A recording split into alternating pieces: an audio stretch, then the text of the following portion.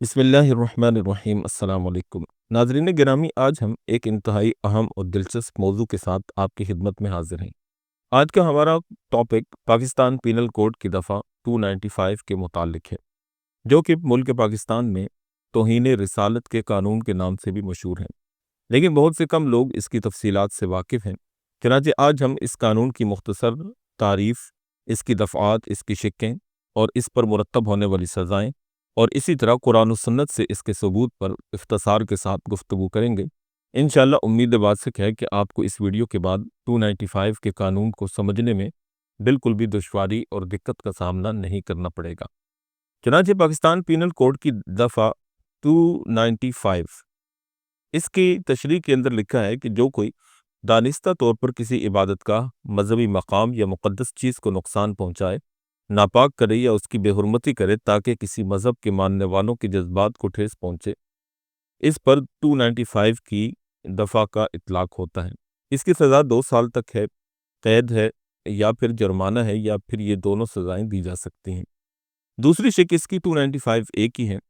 اس کے تشریح کے اندر یوں ہے کہ جو کوئی دانستہ طور پر کسی طبقے کے مذہبی جذبات کو مجروح کرنے کی نیت سے الفاظ یعنی زبان، تحریر یا نشانات استعمال کرے یا پھر توہین آمیز حرکت کرے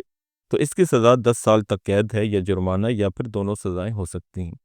اسی طرح اس قانون کی تیسری شق 295 بی ہے۔ اس میں قرآن کریم کی بے حرمتی یا اسے ناپاک کرنے والا ہے، اس کی سزا عمر قید ہے۔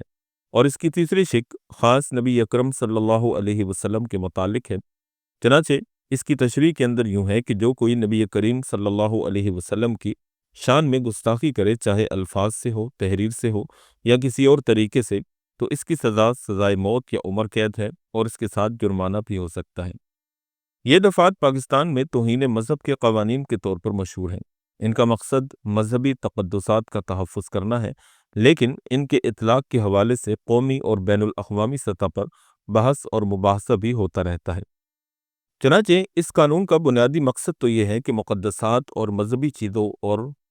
عبادت خانوں اور دیگر مقدسات کی توہین کو روکا جا سکے۔ اس میں سب سے زیادہ ہدف تنقید 295 سی کو بنایا جاتا ہے اور 295 بی کو بنایا جاتا ہے، جس کے اندر قرآن کریم مسلمانوں کے مذہبی تشخصات اور تقدسات، اور اسی طرح خاص کر نبی کریم صلی اللہ علیہ وسلم کی ذات مبارکہ کے متعلق زیرو ٹالرنس پالیسی کے تحت کسی بھی گستاخ کے لیے ذرا بھی گنجائش نہیں رکھی جاتی۔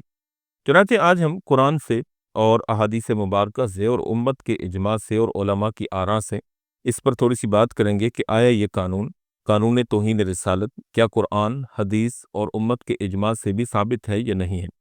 چنانچہ سب سے پہلے ہم قرآن کریم کی طرف رجوع کرتے ہیں۔ سورہ فتح ہے، اس کی آیت نمبر 8 اور 9 ہے، اور پارہ نمبر 26 ہے۔ اللہ رب العالمین فرماتے ہیں اِنَّا أَرْسَلْنَاكَ شَاهِدًا وَمُبَشِّرًا وَنَذِيرًا لِتُؤْمِنُوا بِاللَّهِ وَرَسُولِهِ وَتُعَزِّرُوهُ وَتُؤَقِّرُوهُ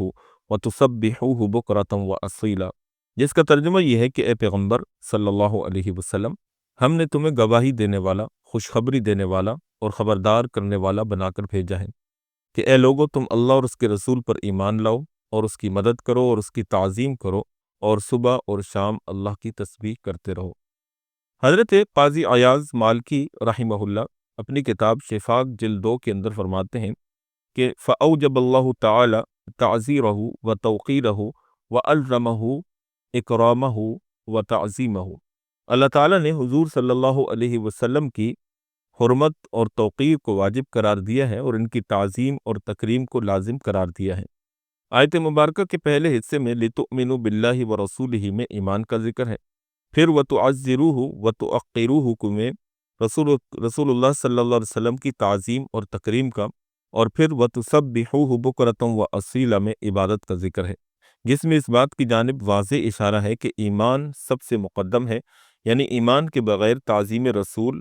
مقبول اور قابل قبول نہیں ہو سکتی، اور تعظیم رسول کے بغیر کوئی عبادت قابل قبول نہیں ہو سکتی۔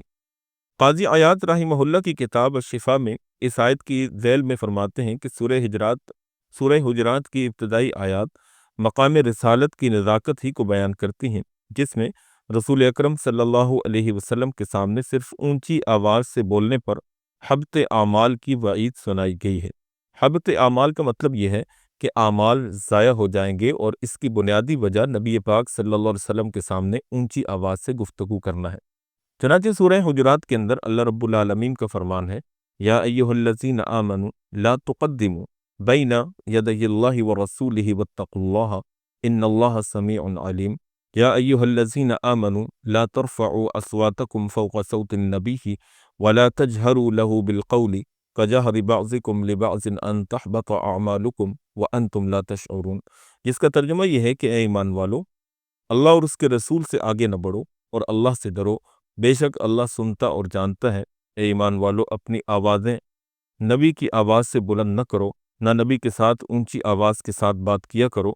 جس طرح کہ تم آپس میں ایک دوسرے سے بات کرتے ہو، کہیں ایسا نہ ہو کہ تمہارے اعمال برباد ہو جائیں اور تمہیں خبر بھی نہ ہو۔ سورہ حجرات کی اس آیت کے متعلق ابن تیمیہ رحمہ اللہ اپنی معرکۃ الآراء کتاب الصارم المسلول میں فرماتے ہیں کہ جب ایسی تکلیف اور استخفاف بلا قصد ہونے کے باوجود سوء ادب اور کفر میں داخل ہے، تو پھر استخفاف اور تکلیف جو عمدن اور بالقصد کی جائے تو اس کے صریحاً کفر ہونے میں کیا شبہ رہ جاتا ہے، یہ تو بطریق اولا کفر شمار ہوگا۔ اسی طرح اس آیت کی تشریح کرتے ہوئے امام ابو عبداللہ محمد بن احمد القرطبی اپنی شعر آفاق تصنیف الجامع الاحکام القرآن میں لکھتے ہیں کہ اس آیت میں جس بلند آواز سے منع کیا گیا ہے وہ ایسی بلند آواز نہیں جس کا مقصد نبی علیہ السلام کا استخفاف اور اہانت ہو، کیونکہ یہ خطاب بھی اہل ایمان سے ہے جن کے لیے آپ صلی اللہ علیہ وسلم کی ذات گرامی اصل ایمان بلکہ عین ایمان ہے۔ مومن سے تو اہانتاً بلند کلامی کا تصور بھی ممکن نہیں۔ ان آیات کے نزول کے بعد حضرت ابوبکر صدیق رضی اللہ تعالی عنہ رسول اللہ صلی اللہ علیہ وسلم سے بہت ہی چپکے سے بات کرتے تھے۔ حضرت عمر رضی اللہ تعالی عنہ رسول اللہ صلی اللہ علیہ وسلم سے اتنی پست آواز میں بات کرنے لگے کہ بعض دفعہ آپ علیہ السلام کو دوبارہ دریافت کرنا پڑتا۔ حضرت ثابت بن قیس رضی اللہ تعالیٰ عنہ قدر بلند آواز والے تھے، وہ خوف و ادب کے مارے روتے رہے اور اس ڈر سے گھر سے نکلنا بند کر دیا کہ کہیں ایسا نہ ہو کہ بارگاہ رسالت میں حاضری ہو اور آواز بلند ہو جائے اور میرے اعمال ضائع چلے جائیں۔ ناظرین گرامی، ان آیات اور ان کی تشریحات سے آپ کے سامنے یہ امر بخوبی واضح ہو گیا ہوگا کہ نبی اکرم صلی اللہ علیہ وسلم کی شان میں گستاخی کرنا قرآن کی نظر میں اور اللہ کی نظر میں کس قدر ناپسندیدہ اور بے ادبی اور حبط اعمال یعنی اعمال کو ضائع کرنے والا امر ہے۔ چنانچہ خلافت راشدہ اور خلافت عادلہ اور اس کے بعد کے اسلامی ادوار میں ایسے موذیوں کو جو نبی علیہ السلام کی شان اقدس میں گستاخی کرنے والے تھے، ان کو کیفر کردار تک پہنچایا گیا، اور وطن عزیز پاکستان کو بھی یہ اعزاز حاصل ہے کہ آئین پاکستان کے تحت بنائے گئے قانون میں زیر دفعہ 295C تعزیرات پاکستان کے نام سے تحفظ ناموس رسالت کا قانون موجود ہے، جس کے تحت گستاخ رسول کی سزائے موت مقرر ہے۔ یہ قانون 1986 میں آئین پاکستان کا حصہ بنایا گیا تھا۔ بر صغیر پاک و ہند میں مغلیہ سلطنت کے عدالتی مقدمات میں فیصلے قرآن و سنت اور فقہ کی روشنی میں کیے جاتے تھے، حتیٰ کہ مغل بادشاہ اکبر کے سیکولر دور میں بھی شاتم رسول کو سزائے موت دی گئی، لیکن جب بر صغیر پاک و ہند پر انگریزوں کا غاصبانہ قبضہ ہوا تو اس نے دیگر بہت سے اسلامی قوانین کے ساتھ توہین رسالت کے قانون کو بھی موقوف کر دیا اور تعزیرات کے قانون کا ایک مجموعہ تیار کیا جسے مجموعہ تعزیرات ہند کا نام دیا گیا۔ 1898 میں اس مجموعہ تعزیرات میں دفعہ 153A کا اضافہ کیا گیا، جس کا متن کچھ یوں تھا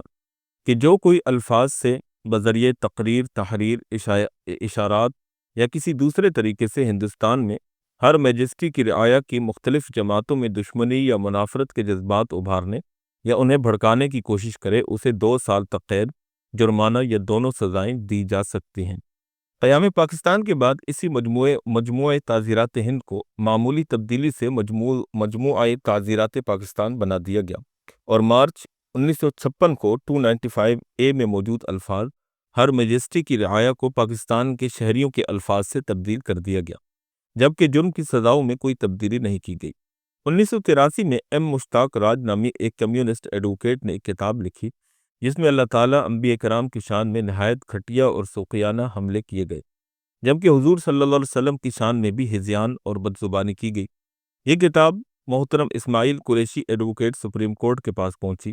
کتاب کا پڑھنا تھا کہ ان کا ضبط و تحمل جواب دے گیا۔ انہوں نے فوراً لا ایسوسی ایشن آف مسلم جیورسٹس کا اجلاس طلب کیا، جس میں پاکستان کے نامور علماء کے علاوہ بیرون ملک سے بھی عالم اسلام کے ممتاز اسکالرز تشریف لائے۔ اس اجلاس میں 3 قراردادیں پاس کی گئیں۔ پہلا، کتاب کو فوری طور پر ضبط کیا جائے۔ دوسرا، گستاخ مصنف کو فوراً گرفتار کیا جائے۔ اور تیسرا، تحفظ ناموس رسالت کے لیے مؤثر قانون سازی کی جائے۔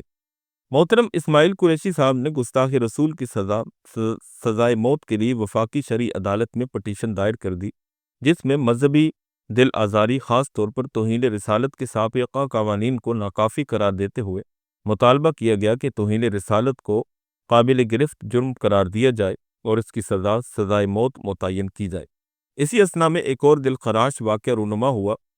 کہ ایک مشہور زمانہ گستاخ عورت نے اسلام آباد کے ایک ہوٹل میں دوران سیمینار شان رسالت میں توہین کر دی، جس پر بھرپور احتجاج کیا گیا اور حکومت سے بھرپور مطالبہ کیا گیا کہ وہ شاتم رسول کے بارے میں سزائے موت کا قانون منظور کرے۔ دوسری طرف نیشنل اسمبلی میں محبت رسول سے سرشار ایک خاتون جن کا نام آپا نثار فاطمہ ہے، یہ خاتون آپ کی معلومات کے لیے میں بتا دوں کہ پاکستان کے موجودہ ایک وزیر ہیں جو کہ مسلم لیگ نون سے تعلق رکھتے ہیں، احسن اقبال ان کی والدہ ہیں۔ انہوں نے اس توہین کا سختی سے نوٹس لیا اور دفعہ 295C تعزیرات پاکستان کی بابت ترمیم کا بل پیش کر دیا، جس میں شاتم رسول کی سزائے موت تجویز کی گئی۔ مسلمانوں کے متفقہ مطالبہ کے پیش نظر کسی ممبر اسمبلی کو اس بل کی مخالفت کی ضرورت نہ ہو سکی۔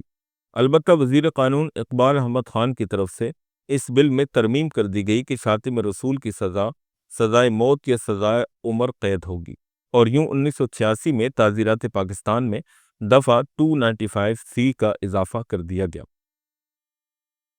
یہ قانون جب آئین کا حصہ بنا، اس وقت سے باطل قوتیں اس مقدس قانون کو ختم کرنے یا کم از کم غیر مؤثر بنانے کے لیے ایڑی چوٹی کا زور لگا رہے ہیں۔ اس سلسلے میں مرزائی، قادیانی، یہود و نصارہ اور سیکولر طبقہ پرنٹ اور الیکٹرانک میڈیا کے ذریعے نوجوانوں کے ذہنوں میں شکوک اور شبہات ڈال کر اس قانون کی عظمت اور صداقت کے درپے ہیں۔ ان شاتمان رسول کو توہین رسالت کا یہ خدائی قانون ایک آنکھ نہیں بھاتا، اس لیے یہ شاتمان رسالت اس مقدس قانون کے خلاف پورا زور لگا رہے ہیں اور اس قانون کے خلاف وقتاً فوقتاً زبردست پروپیگنڈا کیا جاتا ہے۔ ان ناپاک کوششوں کو کرنے میں بہت سے نام نہاد مسلمانوں کو بھی استعمال کیا جا رہا ہے۔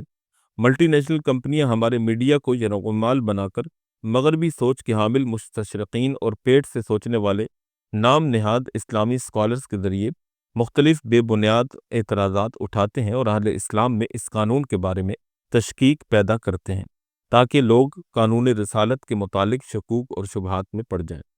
چنانچہ اس زمانے کے اندر بھی بہت سے لوگ اس قانون کے خلاف سرگرم عمل ہیں اور بین الاقوامی فنڈنگ سے، خاص کر یہودی، سیکولر اور ملحد طبقات سے فنڈنگ لے کر اس قانون کے خلاف جھوٹا پروپیگنڈا کر کے، خاص طور پر میڈیا اور سوشل میڈیا کے ذریعے سے پروپیگنڈا کر کے عوام کی ذہن سازی کرنے کی کوشش کی جاتی ہے، جس سے اس قانون کو غیر مؤثر کرنے کے لیے اپنی تمام تر توانائیاں صرف کر کے ان کا ایجنڈا پورا کرنے کا مقصد ہے۔ ہماری اس ویڈیو کو بنانے کا مقصد یہی ہے کہ آپ 295 کے قانون کو سمجھیں، اس قانون کی حقیقت کو سمجھیں۔ عام طور پر اس قانون کے متعلق ایک بڑا ہی سنجیدہ اعتراض اپنے گمان اور ظام کے مطابق کیا جاتا ہے کہ اس قانون کا استعمال غلط کیا جاتا ہے، یعنی قانون تو ٹھیک ہے لیکن اس کا استعمال غلط کیا جاتا ہے۔ لیکن حقیقت یہ ہے کہ اگر یہ ایک اصول اور ضابطہ بنایا جائے کہ 295A B C یا اس کی کوئی بھی شک ہو، اس قانون کو تو صحیح کہا جائے لیکن اس کا استعمال غلط کیا جاتا ہے، تو یہاں پر ہم ایک سوال پوچھنا چاہتے ہیں کہ پاکستان کے اندر 302 کا قانون غلط استعمال نہیں ہوتا، چوری، ڈکیتی، قتل، لوٹ پاٹ کا قانون غلط استعمال نہیں ہوتا، دھوکہ دہی، فراڈ اور اسی طرح نوسر بازی کے مقدمات اور دفعات ان کا غلط استعمال نہیں ہوتا، بے گناہوں کو جیل میں نہیں ڈالا جاتا۔ تو اگر یہ ایک اصول اور ضابطہ بنا دیا جائے کہ ہر وہ قانون جس کا استعمال غلط ہو اس کو موقوف کر دیا جائے یا پھر اس کو غیر مؤثر کر دیا جائے، تو پھر اس کے لیے توہین رسالت کی ہی تخصیص کیوں؟ آپ تمام قوانین پر نظر ثانی کیجیے اور ہر قانون جس کا استعمال غلط ہو پھر اس کو ختم کر دیجیے، اور لا اینڈ آرڈر کے بغیر آپ اپنا ملک چلائیے، لوگوں کو ایک دوسرے کے رحم و کرم پر چھوڑ دیجیے۔ تو پھر یہ توہین رسالت کے قانون کے متعلق ہی ایسی بات کیوں ہے؟ یہ ایک سوال ہے جس کا جواب کسی کے پاس بھی لاجیکلی نہیں ہو سکتا۔ ہاں، اوٹ پٹانگ باتیں ادھر ادھر کی باتیں کر کے غیر تسلی بخش اور غیر مطمئن سوال کا جواب تو دے سکتے ہیں، لیکن حقیقت یہ ہے کہ اس کا جواب کسی کے پاس نہیں ہے۔ بہرحال ہم نے آپ کے سامنے 295 کے قانون کی کچھ تاریخی حیثیت بتائی اور اس قانون کا پاکستان کے پینل کوڈ اور آئین کا حصہ بننے کا جو ایک تاریخی دور تھا وہ آپ کے سامنے پیش کیا، جس کا بنیادی مقصد آپ کو اس 295 کے قانون سے آگہی فراہم کرنا ہے۔ باقی اس قانون کا اطلاق شرعی طور پر حدیث سے اور کچھ واقعات سے بھی ثابت ہے۔ اگر ان واقعات اور دلائل کو یہاں پر بیان کیا جائے تو ویڈیو بہت لمبی ہو جائے گی۔ انشاءاللہ عنقریب ہم آپ کے سامنے 295 کے قانون کے حوالے سے قرآن سے، حدیث سے، صحابہ کرام رضی اللہ تعالیٰ عنہم کے واقعات سے اور امت کے 1400 سالہ تواتر سے یہ بات ثابت کریں گے کہ یہ قانون صرف کوئی نیا بنایا ہوا قانون یا کچھ لوگوں کی ذہنی اپج کا نتیجہ نہیں ہے، بلکہ یہ اللہ اور اس کے رسول صلی اللہ علیہ وسلم کے احکام کا ہی ایک مجموعہ ہے، جس کو پاکستان کے قانون کا حصہ بنا دیا گیا ہے اور ایک نام دے دیا گیا ہے۔ امید واثق ہے کہ آپ کو ہماری آج کی یہ معلوماتی ویڈیو سن کر بہت کچھ نیا سیکھنے اور جاننے کو ملا ہوگا۔ اگر آپ کو ہماری ویڈیوز پسند آتی ہیں تو مزید ایسی معلوماتی اور تاریخی ویڈیوز کے لیے ہمارے ساتھ جڑے رہیے اور ہمارے چینل کو سبسکرائب کر کے بیل کے آئیکن کو پریس کر دیجیے تاکہ ہماری نئی آنے والی ویڈیوز کے نوٹیفیکیشنز آپ تک بر وقت پہنچتے رہیں۔ اپنا بہت سا خیال رکھیے گا۔ اللہ حافظ۔